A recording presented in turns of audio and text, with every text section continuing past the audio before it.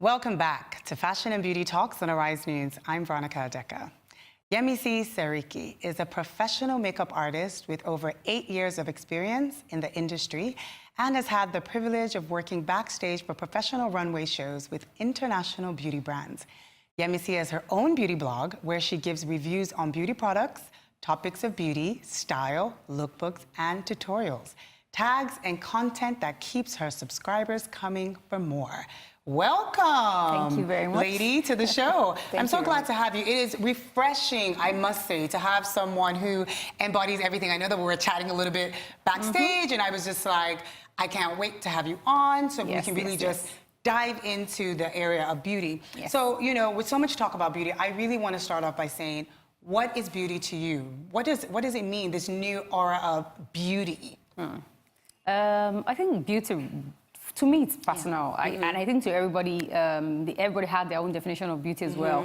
You know, so for me, it's more inward reflection, and then that comes to give maybe like an artistic creation on the outside. You know, so that's the way I see beauty. Everybody is beautiful in their own right. You know, and that's definitely what happened with Megan's wedding. You know, when she decided to go all natural, and everybody like, oh no, that's fresh, that's different. So to her, that's beautiful. So, but talking about that, I'm glad that you kind of brought that up. You know, because there was a whole debate about it. People felt that you know it is your wedding day, you should have more product on, color, you know, and she was trying to keep it close to her normal aesthetic of being close. So there again, that conversation comes up to say, what is beauty to you, and you know, how much more products should you use on your skin? And so, you know, that conversation opens up. And also with redefining beauty, how we look here in sub-Saharan Africa. What is beauty now? We're beginning to create our own aesthetic of beauty. So what do you think, that you are a makeup artist and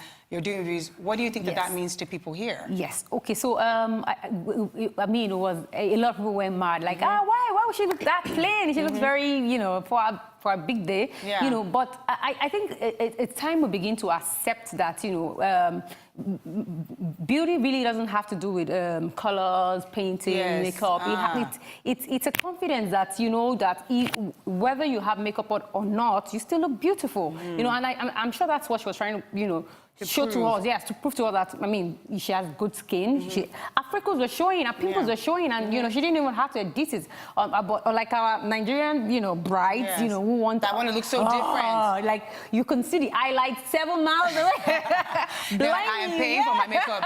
You need to see my products. And then the lashes, you know. So, but, you know, she definitely, you know, she rocked a lot of boats. And, you know, I'm happy that conversation came up, and it helped a lot of people see, you know, makeup in a different light. That you don't have to have too much to look beautiful. So do you think that we can now take from that, and here you are as a makeup artist, and you kind of like tell your clients and, you know, the way that you handle products, and try to say that this is our own story as well. The way we handle beauty, she told her own story of how her beauty is.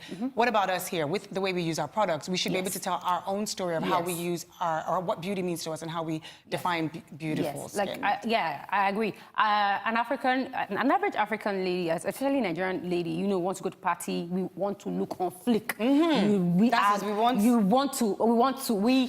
we are so anti what she looked like on the wedding day. We like looking good. We want to be at the party, and, you know, we give it our best, our makeup, our gala, our outfit, we are killing it. So I really don't, our game is on another level. We're not, you know, an average party rocker in Lagos is on point. You know, if you're not careful as a bride, you know, you probably might you might be relegated, you know, to the back. So I think she really well, it depends. You know, it's a personal thing. Like I said, in Lagos, Nigeria, with a different ball game, we like colors. We like to you know, show ourselves. We like to be creative. We like to go all out. So it's relative. So whatever rocks your boat, you go. You do. So as a beauty blogger, because I know you have several areas of the business. Not only do you have the products that you create, which we'll talk about in a second, but you also have the beauty blogging, and then you also are a trained makeup artist, and you kind of teach as well in the studio. Yes, I do. As a beauty blogger, you know, you have the opportunity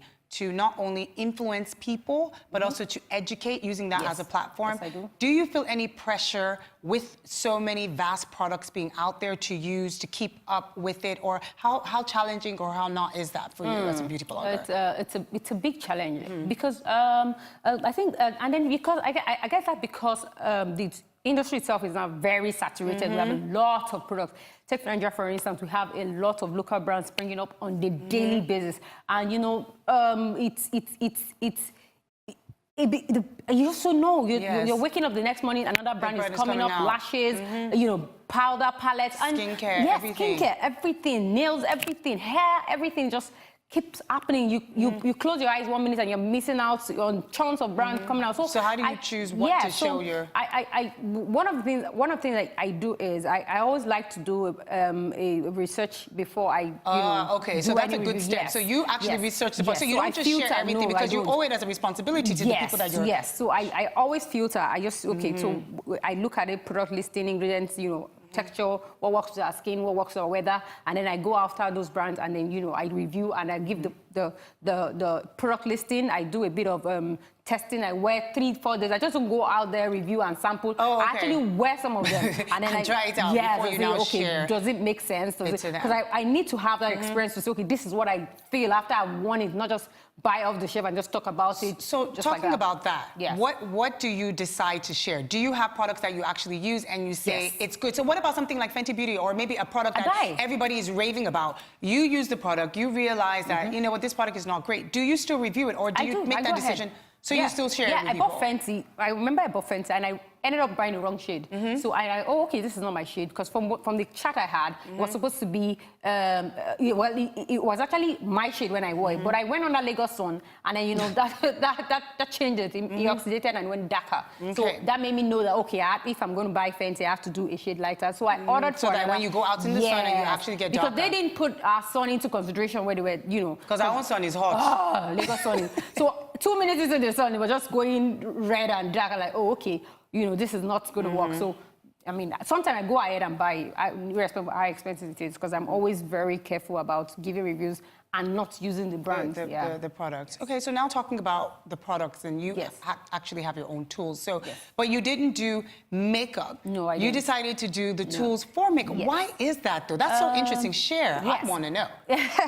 So I've been doing makeup for a while now, for over 8 years, and I noticed that one of the major problem we have as women is cleaning our tools. Yes. You know, we usually sometimes just ignore and say, okay, I have to agree with that because I suffer from that as well. I don't even know where to buy the products. I don't know what to use. You know, I just give up. You know, so, and you're like, okay, so how do I clean these products? How do I clean my lipstick? How do I clean my powder? How do I sanitize my brushes and all that? So I thought about it and said, okay, how can I create a fun way of cleaning and then having instant, you know, I can use my brush instant. I don't have to wait 30 minutes, 1 hour for it to dry. And then that was what gave birth to that idea. And, you know, disinfecting, cleaning, and, you know, so, and aside from the cleaning, the toothbrush cleaner, I also have, like, those organizational kits that so not only when we can use, so you thought about the whole process. You thought about the actual tool to use, how to use it after, the product to clean it, and then to keep it safe. Exactly. So it actually helps to sustain your product. So you're getting value for money. Thank you. So that's what I just did the whole chain. That's okay. And then I'm still working on some other things, like innovating on chairs, makeup chairs, just, you know, make it easier for makeup artists to go around. You know, because they have lights, they have camera, they everything. have, you know, so it's a lot of work sometimes when you have to go on set and you have to carry all this. So I just keep thinking, what can I do in my own little corner to make it a bit more easy for them to carry their stuff around. And so keeping in line with what you do and what we can all do to make sure that, you know, we have sustainable products. And what are you doing? Have you thought as far as like your packaging, and what more are you doing with the brand to make sure that, you know, your products that you are promoting or using or educating people on is beneficial to our environment, and making sure that women are aware of using good products? Like, what are you doing? Currently, most of my sales are done online, but I've been able to do a national tour. I do pop-up store. I do pop-up store, pop-up sales. You know, I do trade fairs with the makeup fair. So I go around the nation, Kaduna, Kano, telling people how to use the products, educating them, sure showing them then the importance of cleaning their tools as well. And everything, you know, so I've been doing that for a while now, for over a year. You know, and then planning to move on to the next step, which is going into the stores myself and then really talking to them about that. Yes. Okay, with conversation surrounding beauty and, you know, there's a lot of competition between, because we're using makeup now, and we want makeup that looks flawless, like we're not using anything, and then we're being taught by major brands that have skincare products to use skincare. You don't really necessarily need makeup. Now, one of the things that Lancome has been able to do was to fuse makeup and skincare together, which is really, really smart. How well do you think that that's a great idea, and do you think that there's enough room for everyone, and that's the way forward, that makeup companies should be looking at that to be able to capture the market and the women who need these products? Yeah, I think Lancome actually did a very, very wonderful thing, because for me, they also not only thought about skincare and makeup merging, they also had a line that was very shade inclusive. They had 40 shades. Really including everyone in beauty. Yeah, which is very, very, and that was before Fenty actually, you know, so they were like the first people who did that, you know, so I was very impressed with what they did. And I think that innovation of blending skincare, because a lot of us forget, like for instance, I'm a very lazy person. So many processes, and so it's easy to just have one thing that you're using and then you just put it on your skin. I know that you're putting this on your skin is not going to damage your skin, it's actually helping your skin to breathe, and you know, so I think that there's a way forward. If other brands can actually think about that, that would be a really good thing. Very fantastic. Well. So I know we don't have so much more time, but one of the things that I think is really important to me as a woman, and I'm sure to you as well, including with the way technology is everywhere and it's evident in our beauty. It's influencing beauty, the way we buy apps, their products, or things to make you look slimmer, to take your shape, to highlight lines, everything, sparkle, glow, beat. You know, we're raising daughters, you know, in this technology-driven world where they have easy access to a lot of things and they're influenced to things.